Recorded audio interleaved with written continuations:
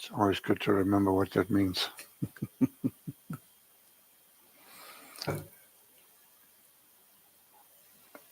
The meaning is too profound to grasp.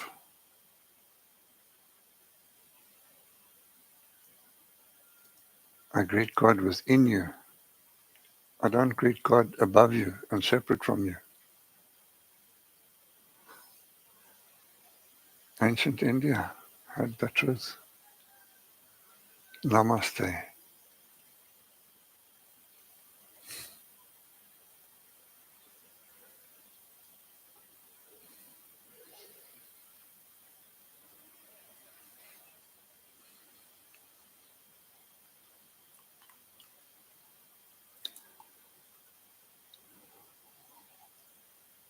If we have no free will, what's all this about karma?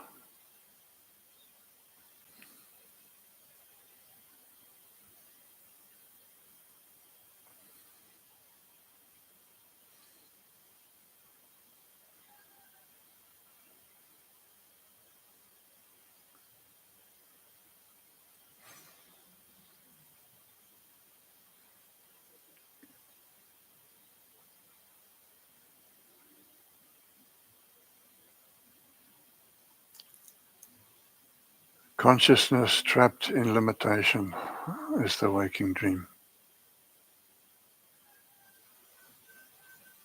Fit and fitted into different shoeboxes. They call them sheaths.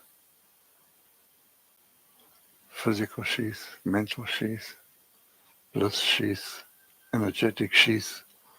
All of these bodies within bodies. And what is right at the center is all that interested Ramana. Unfettered consciousness, not hemmed in by anything. And that is my true nature. But the problem is, as we know now, is with what I identify with.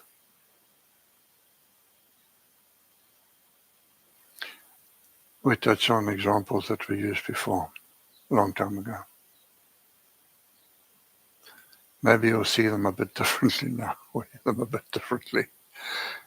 When you hear things the second and third and fourth time, you do pick up different nuances.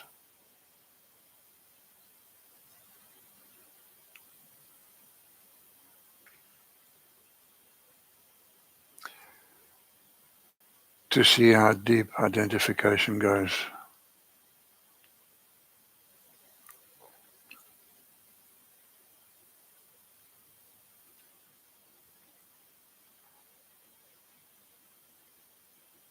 Maybe I've been through a phase in this life or other lives where I identified with the clothes I wear.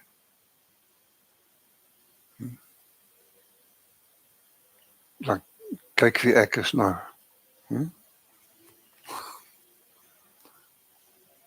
That phase many have been through in their youth or in a past life.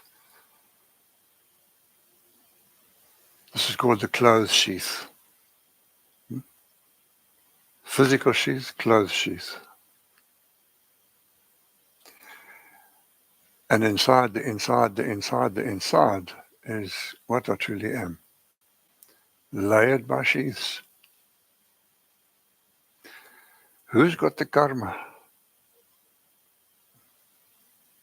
Consciousness or the sheaths? I'll give a clue. Which part changes? Which part is timeless? Who's got the karma?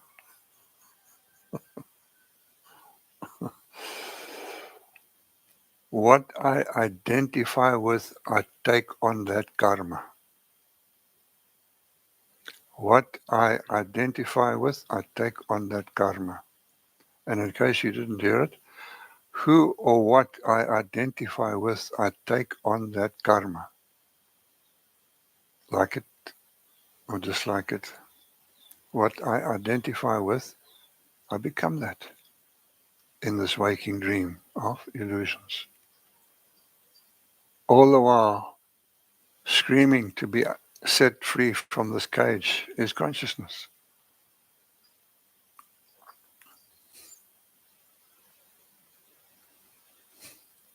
No attributes. That's the magic of the Buddhist emptiness. And they talk of the void. Would you like to live your life in a zoo full of toys and mess and constraints and limitations? Or would you like to be soaring above it, like that eagle? What am I identified with? Will determine my karma. So here's an example from the past. I've been through the clothes thing. I didn't quite get from the opposite sex what I was hoping this new body would bring. Talking about a youngster now. None of you have been through this phase, so I'm just saying, for those who don't know about it, I'm just mentioning it in passing. So if you want to be noticed or special, there was a time when, just think back to Victorian era, how your clothes, you had to squeeze yourself into with wire corsets so that the form and the flow was who I am. And then anybody who falls for that form is a bit disappointed when the form is dropped at night.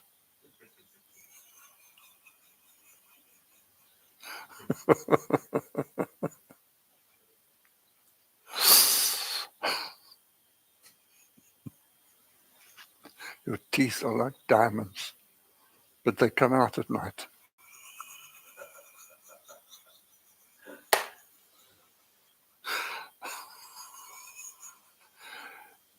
Now I'm a young man or woman, and I'm about to take possession of my new car that's been ordered. Now you're climbing into another sheath. It's called the car sheath.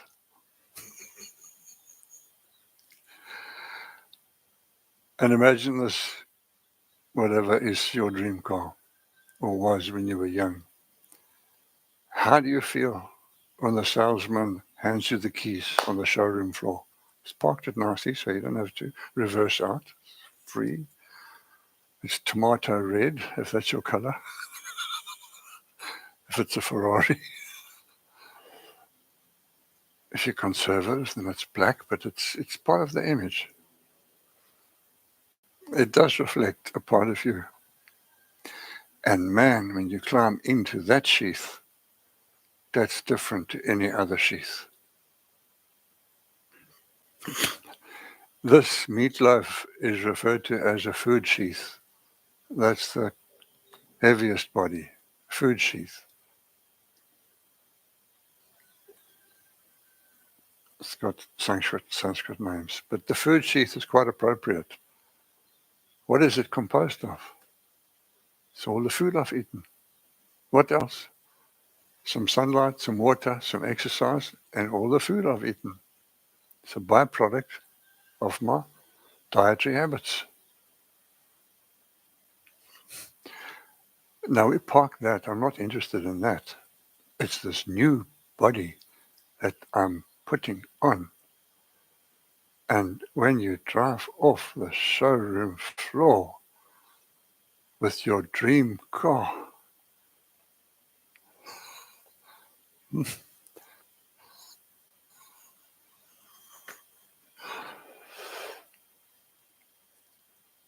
3 weeks later, they're at the shopping market in this dream car, spotless, polished, parked in clear, obvious place where you will be seen getting into and out of. I'm exaggerating ALP now.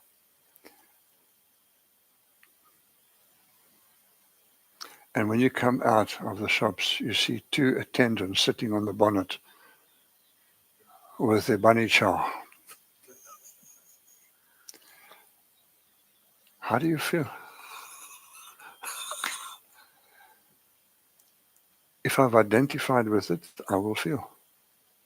If I haven't, it just happens to be, I took my car in for a service and all they had was this red Ferrari as a courtesy car. So I'm in this courtesy car. It doesn't mean anything to me if I'm unidentified.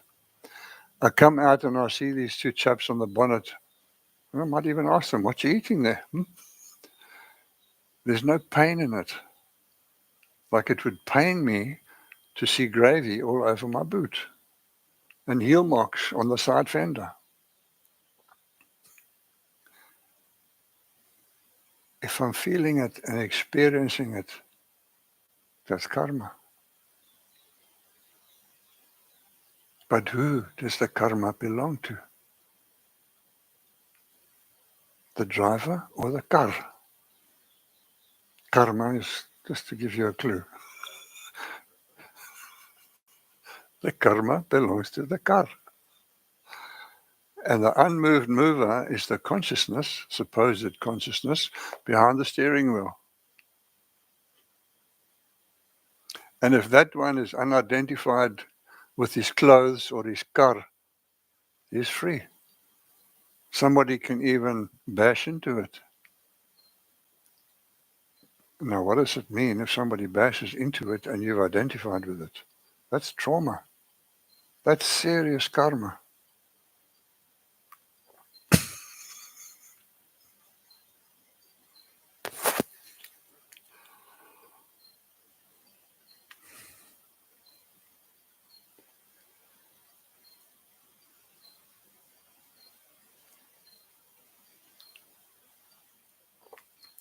If I was completely disidentified, I would be totally free. And I wouldn't be here in the waking dream. It's because I've become identified with people and things and circumstances and events and groups, etc., that I associate with this country very strongly. If I used to, then I would have a national karma. If I've got a diving group and the clubhouse burns down, I've got a diving group karma. Because I'm identified with the Atlantic Underwater Club. And the clubhouse is burnt down. Yo, I feel it. Not only in my pocket. I'm identified with the AUC. I have AUC karma. I'm fully identified with my partner. Can't believe that one. But whatever I'm identified with, I'm not free of. To be free is to be unidentified. Whatever that might look like at the moment, whoever hears this will hear it in their interpretation. So it will not be what I'm intending to convey. So if I can just put that to rest. Each of us will interpret this according to their experiential field. But I'm just putting out some words relating to how seriously we take karma.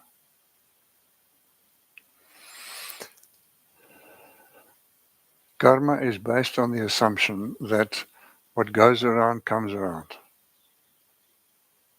And I'm not saying it's true or false, but it's based on that type of ideology.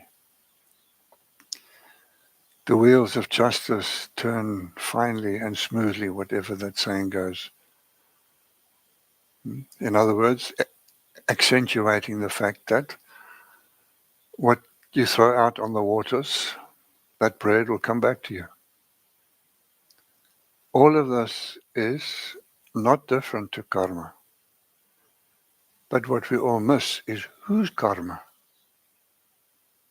Karma is there.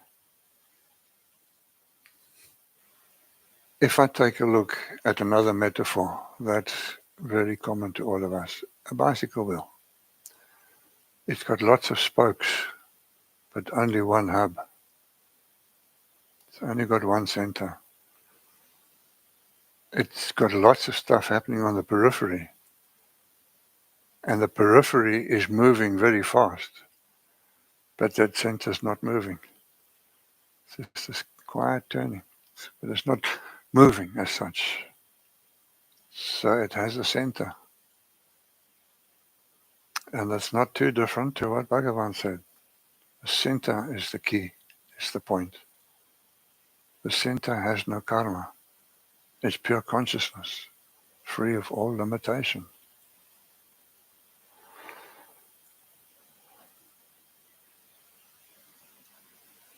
And if I look at each of those individual spokes or people, each one has a turn for taking the full impact of everything. It seems like that one spoke that's directly below is the one taking all the load. But isn't that load pushed all the way to the hub and then distributed between all? It's not like one spoke, because that would collapse. But that spoke through the center, everything is contained equally. I don't see it being any different to Indra's net.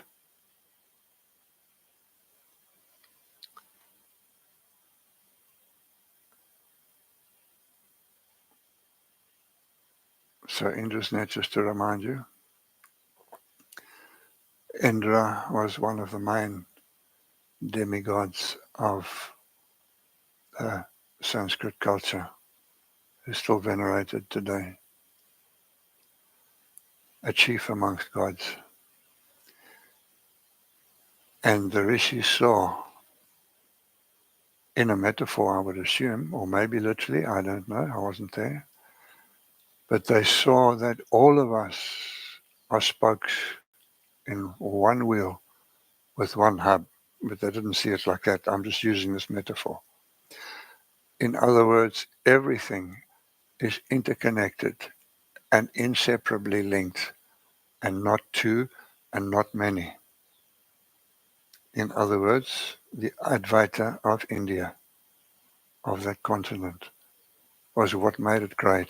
It highlighted there is only one. But that, unfortunately, doesn't happen when mind has developed. A mind that's acclimatized to this plane of illusion. Once it's been dipped in that illusion, it will see everything as an illusion after that, until it sheds that skin.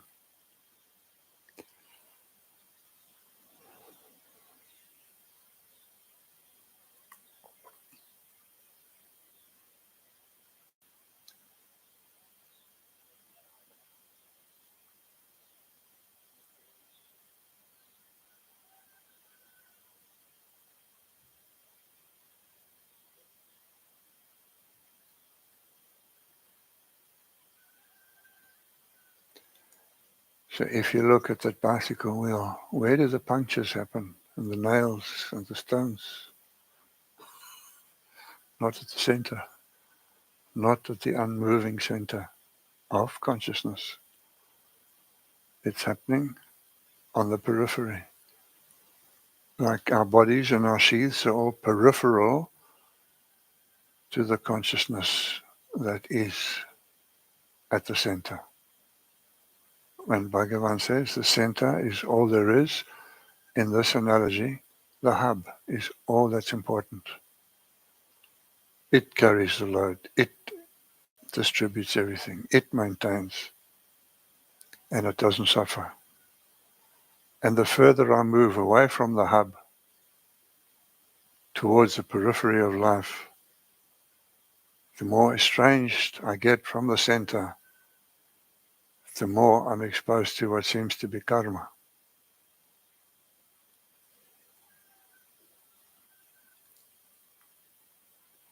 I've grown up with this indoctrination. What goes around comes around.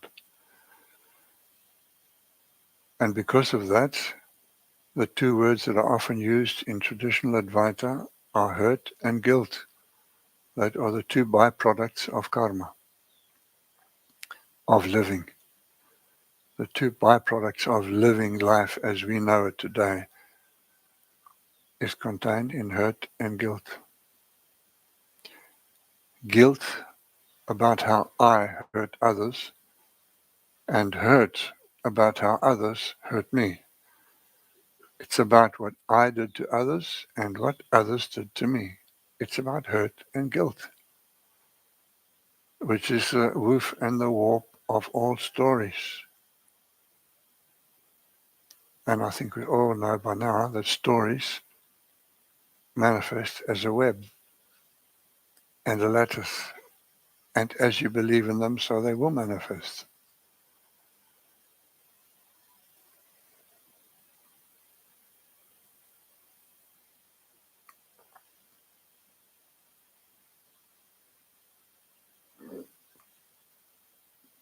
If you've got a nice, clean car, and you take it in to have it serviced, and it's going to take 2 days, they give you a courtesy car.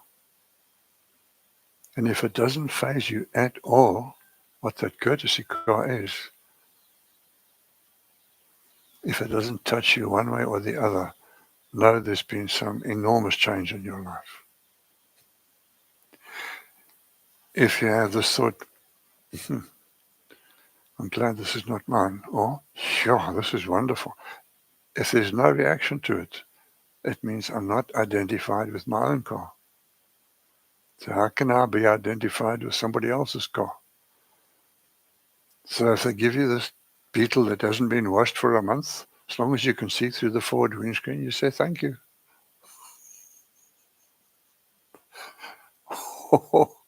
This black limousine has got a little bit of dust on it, and you just complain about that. It just shows the level and the depth of my identification, and therefore my karma. And therefore my karma. Watch my lips. And therefore my karma. And to the screen. And therefore my karma.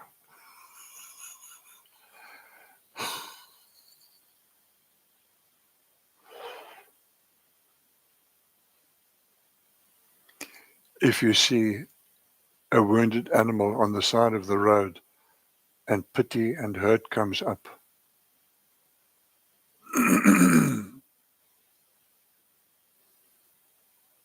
I'll just park that one.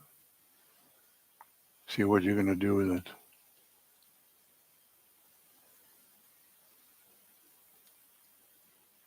I'm moved to go and help.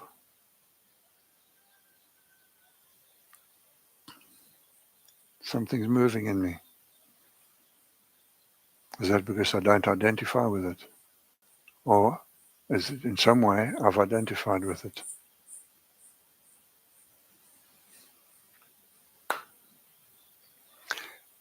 If you don't identify with it and you carry on driving, what will your friend, your partner, or your passenger think about you? Cold-hearted, heartless, thick-skinned, insensitive. These are all words that belong to the dream. I say again, these are all words that belong to the dream. And Advaita is suggesting that because there is no separation in truth, there is no karma, there is no free will, everything is perfect as it is. And if I could abide in that trust, and well, certainly in the India that I know, I remember one of my most vivid impressions in Delhi, indicative of how deep Indian philosophy is in the genes of those people, even if they haven't studied it this life. How many lives have there been in India imbibing this culture, this spiritual culture? I got out of a taxi for whatever reason to do some shopping before going to Shantimalai. And on the pavement was a Harijan, an outcast. You know, the caste system, you got the outcast, the untouchables, and then you got the commercial people, and etc., etc. And there was this one from the outcast or the outcast, a beautiful young lady, probably early 20s, in this beautifully clean sari and this beautiful smile and such a serene composure, with her little shawl of little baubles and bangles to make a few rupees, but so at peace with everything. And 3, 4, 5 maximum meters away, there was a middle-aged man, Indian, naked, with gonads the size of soccer balls, frothing at the mouth, screaming in pain. And this one is just so quietly still, not identifying with that at all. Because deep in the original Indian genes, and certainly there must still be some of that today, is the notion that everything is in God's hands. Namaste. I greet God within you. Whatever God has brought to me is what I deserve. It's what I need. It's my problem. What He's got, what He's going through, joy or painful, is His karma. What has it got to do with my freedom? And all I identify with is Brahman. Namaste. I greet God within you. And that might be a fairly safe thing to identify with, is God.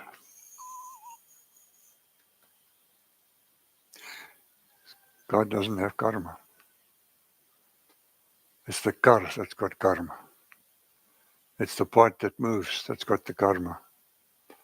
The part that moves and which I have become identified with has got the karma. Hence, the thrust in traditional Advaita is for detachment, vairagya. It's a very big key word in Vedanta. Detachment. Unshackling from that identification. And to one that's clinging to this identification, it looks like indifference. But that's his problem. It's a warped view that he has because of his identification. This Harajan lady has grown up with the genes that all is taken care of by one. And everything is perfect as it is. It's not me to feel guilty about that one. There's nothing in me that resonates with this in front of me. I just don't identify with it. I identify with Brahman, with God, with that void in Buddhism. Sounds a bit funny when you say void, but anyway. Void is better than void.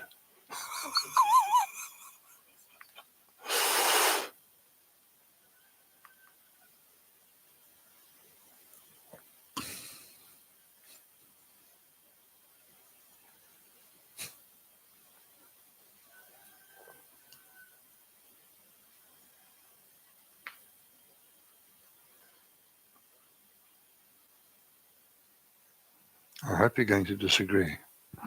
Not disagree, but because I always But used to find that there it comes. I always used to find the word detachment like Little bit cold, high, but little I bit understand. Sorry, can you hear me? now they can, yeah. The word detachment cold, Yes. but I understand what you've been saying. This not identifying, but you could still look at that person that is suffering and not feel guilt, but actually feel that you would like to help. And that could be the Brahman within you that is moving towards, yeah.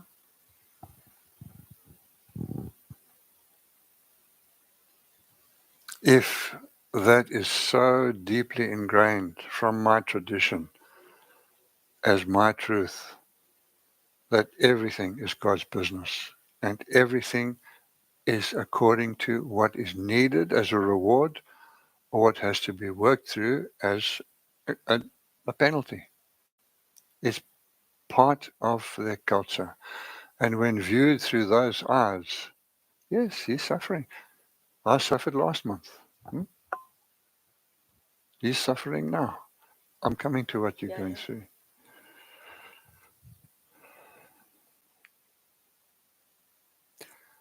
And if the belief is so strong that everything to the last detail, almost like what he's saying, to the last detail, even moving that, if they believe to the last detail, it's coming from the hands of Bhagavan. Do that one. To me. And if that's gone deep, there's automatically a beautiful detachment.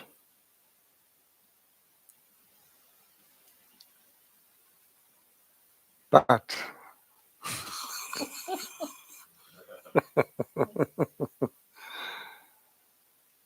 as a Westerner or as anybody in the waking dream,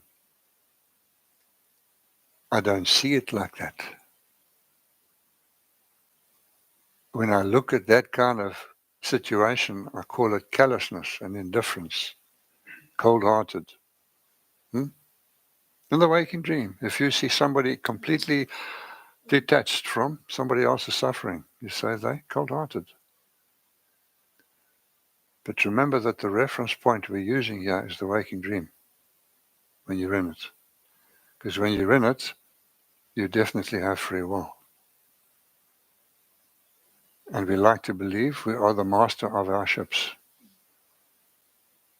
And because of that, and because of the burden of guilt we carry from past lives, what prompts me to help somebody if it's not some link to a similar situation from then? Mick Jagger. Yes and no, because even if you are in, like Jesus helped people. So from a pure state of We're going to look at that. consciousness, We're going to look at that, yeah? Okay. even if, so are you saying, Patrick, that when you're moved to help, that's coming from the waking dream and it's not coming from No, don't take it literally. a place of love? Okay. Don't take it literally. Let's have a look and a different viewpoint on what you've just raised.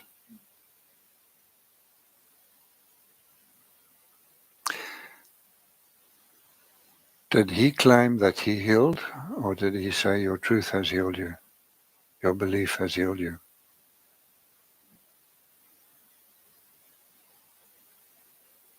Your belief has set you free.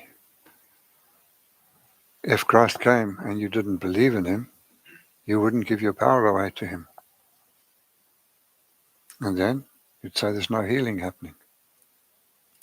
How were miracles performed in Bhagavan's presence, if not by the willingness, subconsciously, to give your power away to Bhagavan?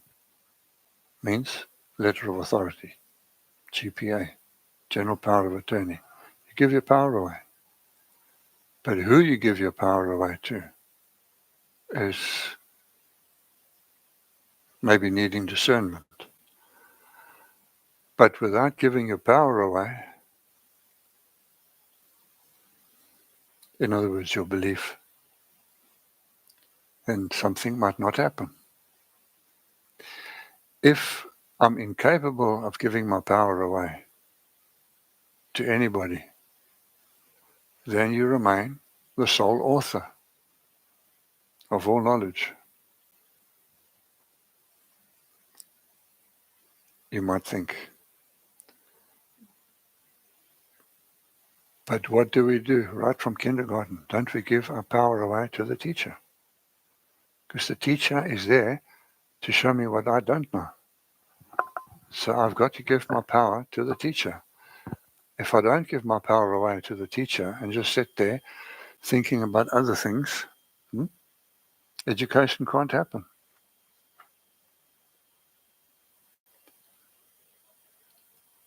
And if I don't give my power to the Christ, there can't be a miracle. He said, your faith has set you free.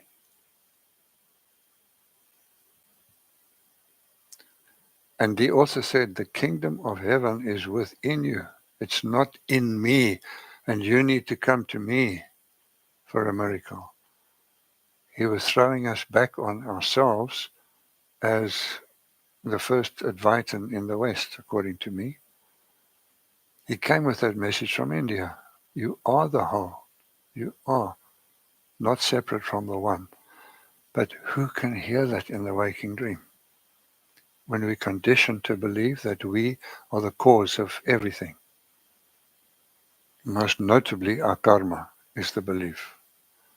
Now, you've worked for that for centuries. This oil tanker's got a lot of momentum. Momentum is the product of mass times velocity. It's a bloody big tanker. It's very heavy. It's going very fast. You can't turn it. If you want to turn it, you have to make hard to starboard or hard to port kilometers before it's actually going to turn. That expression that I used, you can't turn a tanker on a tikkie. It doesn't just happen overnight. I have to cultivate it.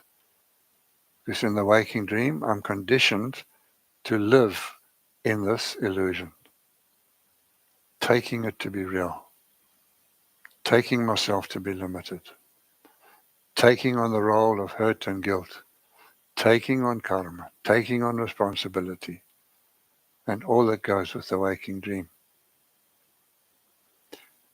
And if somebody's free and is not moved by something, to somebody in the waking dream, it looks callous. But it's detachment. So you get that kind of not caring, which is tamasic non-caring. This is indifference. Then there's action and help, and you want to make a difference. And then there's again. This is a mirror image of this, but totally different. It's detachment. Here it's letting go, flat wheel, apathy. But to experience detachment, you first have to be without mind. So we can't even begin to talk of detachment in a meaningful way unless one has experienced a moment of even relative mindfulness is good.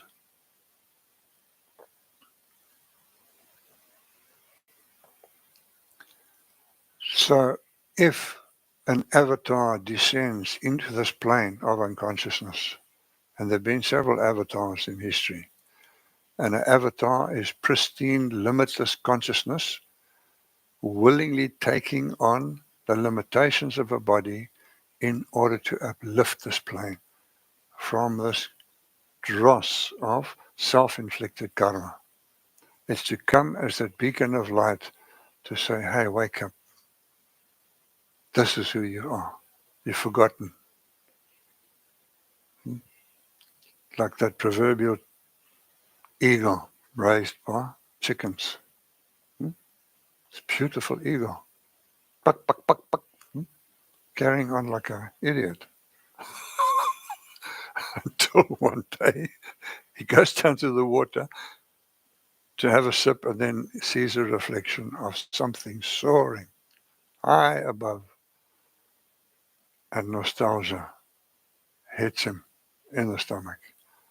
He recognizes something, he doesn't know what, because his conditioning is chickenhood.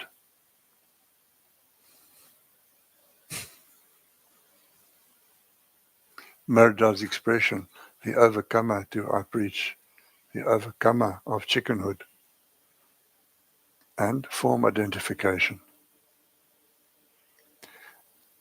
And an avatar knows that the pain has become too much for this country or these peoples, and the globe needs to have its boil lanced, and an avatar will descend who can soak up all of this negativity.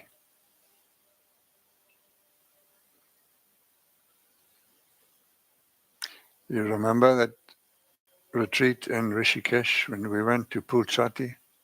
Some of you were there. There was a mountain range called Nilakantha, and Nilakantha is the blue-throated one. When that incarnated, it soaked up all the poison on the planet.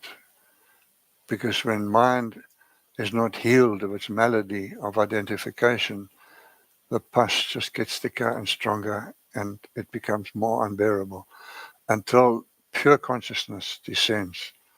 That has nothing to do with humanness. Hence the Immaculate Conception. Nothing to do with humanness. And it soaks up what the mind cannot get rid of it in the waking dream without, yeah.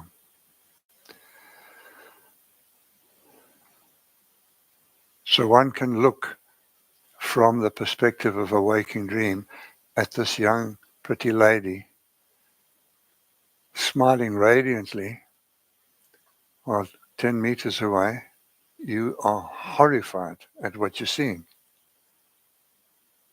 How come the Haruchan lady wasn't horrified? Could have been a plastic bag there. And what will we do? We'll label it indifferent, callous, hard. No, what you see in others, please bear in mind, you only see it in others if it's in you. So you will say, cold, hard, callous. Why? Because it's in you. If that wasn't in you, and it was just peace and harmony, and everything is equally maintained by the one, you wouldn't see it like that. So who's got the problem? We have to ask it again and again. Is this identification with my reputation or my clothing or my form or my group, all based on some kind of recognition? But if all I need is to be content at the center, I wonder if you'd have karma then.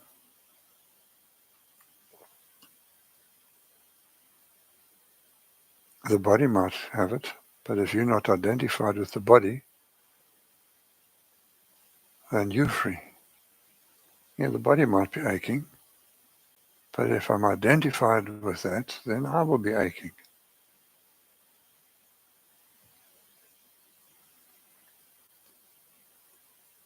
So who's karma?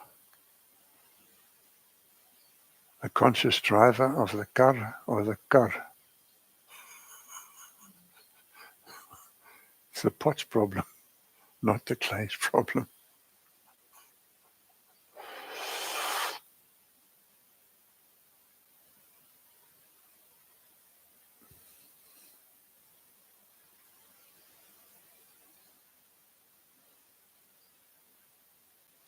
But if I imagine myself to be there and now believe that the best thing to do and be is indifferent, it's the wrong ears and eyes that are hearing and seeing that. That's the bad news. Just remember these two eyes. Aham tat aham, and the egocentric, conceptualizing mind. Who's looking at this will determine what I see. If I'm seeing this whole scenario from I am that I am, and knowing that everything and everyone is equally valued in Indra's net. And I will never understand what each of those jewels might have to go through, but I believe in one loving God, that we all are. So whose concern is it? That one is enjoying the fruits of something. This one is enjoying the fruits of something. Might be sweet fruits, might be bitter fruits. But what's it to do with me? My turn will come when I might be taking load.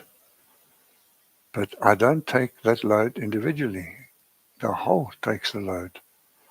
But it seems in my separated state of consciousness that we all take it on personally. And this is the problem. To take things personally. A person. Now, aren't we taught that we should take personally things or not take them personally? Don't we always want to be personal in our relationships?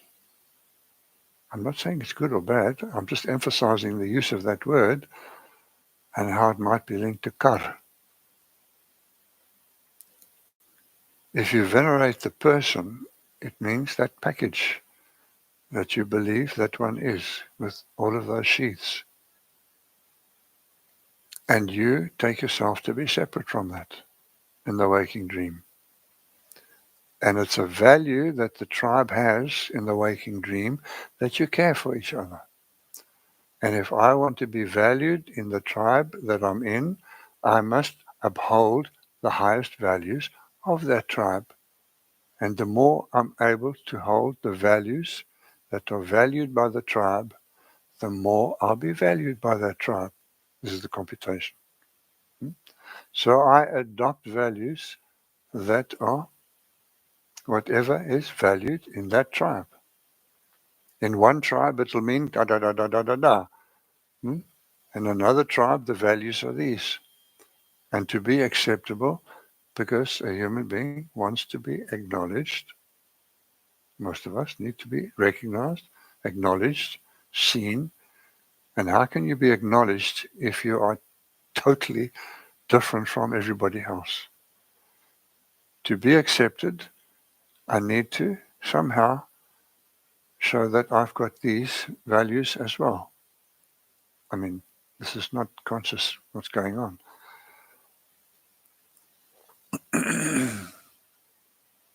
If it's not in my culture, then whatever happens to that culture is the karma of that culture. If I'm solidly identified with the Springbok rugby team and they get thrashed, do I get excited? No. I'm linked to the karma of the rugby team. I mean, putting it mildly, just to get the point across, is what I feel connected to is what is the problem.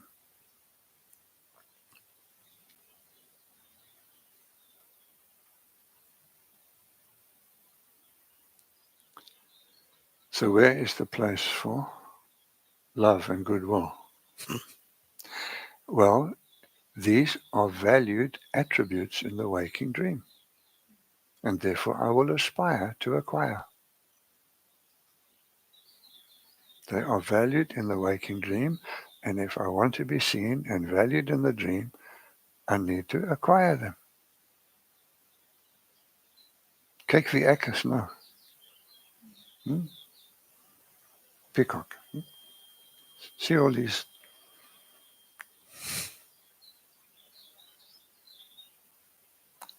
If I then had to suddenly find myself in another tribe which had totally different values, who would you be? The equivalent of an outcast. This is how relative it all is. So yes, if the values are love and kindness, because that's certainly what the teachers have said as an antidote to this selfishness, which we didn't hear so well many occasions. Then we had to learn the hard way. But that is the descent of an avatar, to diffuse this wave of self-poisoning, hurt and guilt, to come as the light of consciousness and to heal. But you can't heal somebody who doesn't believe in you. Christ didn't heal. Bhagavan didn't take any acclaim for any miracles that happened in his space. You just happened to give your power away. In other words, you got out of your way.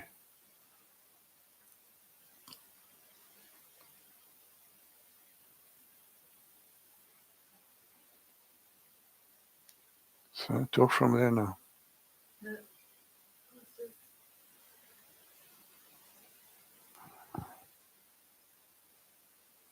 I'm probably saying this wrong, but I remember years ago you saying the good in you is sometimes the trap. That's such a And good so, point to bring yeah. it up now. And I was also just reflecting on Bhagavan, where everybody was saying, do something, when there was war, whatever. And Bhagavan was just quietly Doing nothing. doing nothing. But actually, so I can see how we are. So I can see myself. It's guilt that also wants you to, Mm. yeah. So it is a trap. Everything is a trap until you're out of your mind. Yeah. And what's that thing that I said? I've forgotten what I said again. The very first thing you said. About The good in you the and good not the in bad. you is Okay. actually, yeah. So in case somebody wasn't there at the time, Yeah. I just would like to say that. In the waking dream, do I want to be a good boy and good girl, or a bad boy and a bad girl? I mean, I don't even have to look for answers. Okay, so you know what you want to be. You want to be socially acceptable. So you are trained to be good. And good is so relative. In that tribe, being good means these are the values. If I want to immigrate to that country and I find out those are the values and I want to be acceptable there, then I need to adopt a few things. I mean, this is happening subliminally. And we're running on the assumption that the good side of me is not the problem, it's the bad side. But on one retreat, I said, it might actually be the other way around. It's the good in me that's the problem. Because what side of me wants to suppress the negative and the shadow? Is it the good side in me that wants to suppress the shadow? Or is it the bad side that's shouting to be released? Who suppresses in order to shine? It's the skyn heilig one, the one who's good. That's the evil. That's why he could help sinners, because they acknowledged they were sinners. He couldn't help the Pharisees who were self-righteous. They knew that they were perfect. How can you help them? And he commented on that once. I can't remember what it was, but something to the effect that whether it was commenting on how can you sit with lepers and diseased people and sinful people. And he said, I've come to heal the sick. But I'd like to add to that what might be more clear if he had said, I have come to heal those who know that they are sick.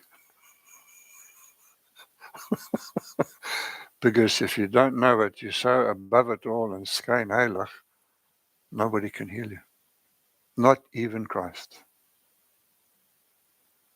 Because the power is within you.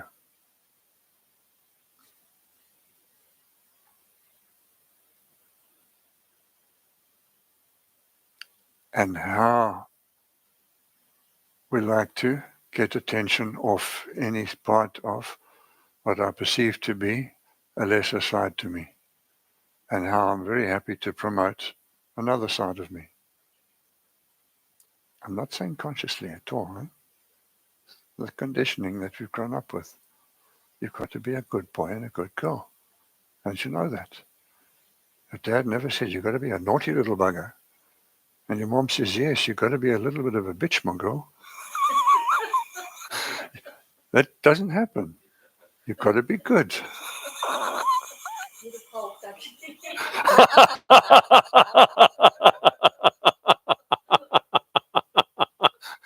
You would have tried it and it would have cured you, and I don't want that. So it might have been the right thing. I think those who've been around a bit know what this means. Whatever appears to be isn't. So if somebody comes across Cain, hey, look, give them a wide berth.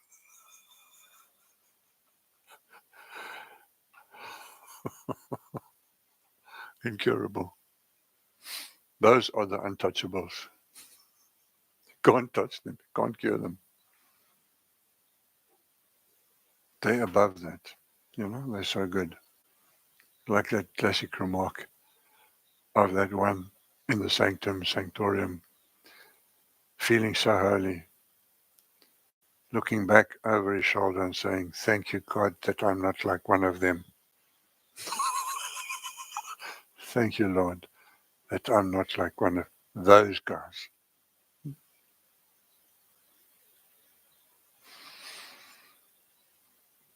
He was the one pebble in Indra's net that fell off.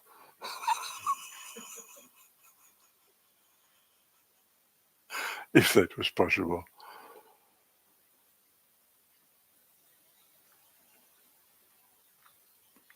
I think that's tea time now. 10:45? Is it 10:45? Yes.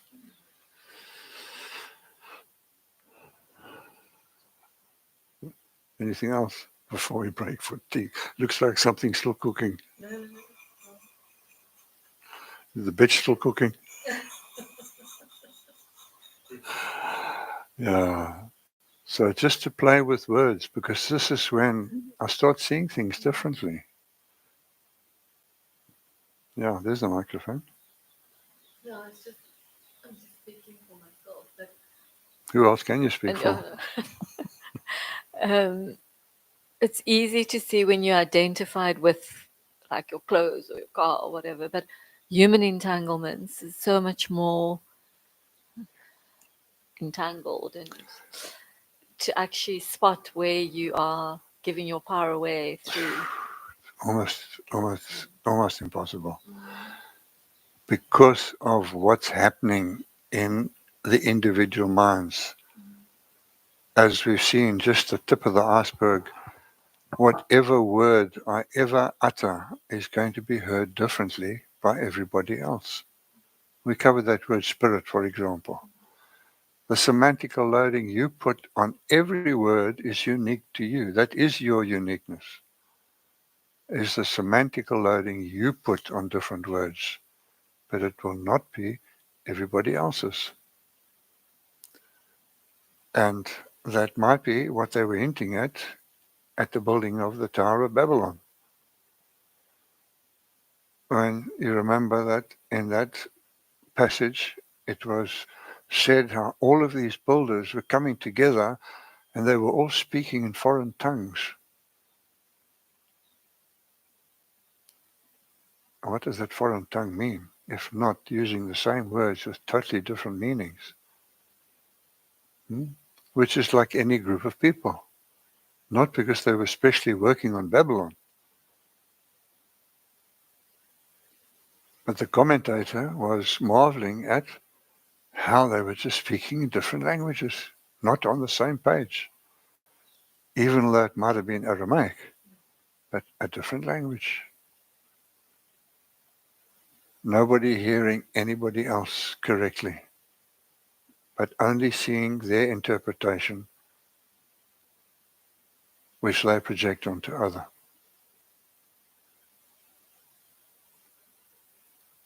And it must have sounded to somebody who was keenly aware and conscious, must have sounded like a lot of babbling. And maybe that's where that word came from. Babbling came from Babylon. All talking with different meanings, different words, and all apparently nodding agreement. But with what are they nodding? Whatever you've said to the other, it's going to be received differently than what you had intended. It will, because their experiential field is different. But they'll still nod, and you'll think they've got your intention. Have they duplicated your intention with what you wish to convey? There's a formula for communication. There must be intention on the part of the one who's going to voice the communication. The intention to be duplicated, not listened to. True communication is when the other one can have the intention, the clear intention to get across a message. Intention must be there. Not just opening your cake hole and a stream of words comes without any thought on where they're going.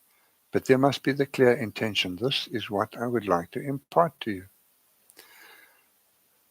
And then there must be the attention of the recipient. He must be fully with you. And then you must use words in a way that you know that one is accustomed to, so that he can hear you. Because if you use different words with different loadings, then the social aspect of man takes over, and you say, "Did you get that?" And he nods. Yeah, well, I agree, yes. You don't know what the hell he's actually meaning, but you agree to it. Because I need to be social. I need to be accepted. And how do you be accepted? With lots of no's or lots of yeses? Just look at society.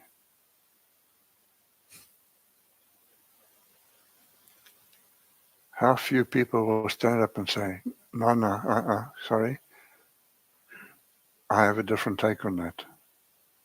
You nod. You say, okay, well, maybe he's just having a day, but I nod.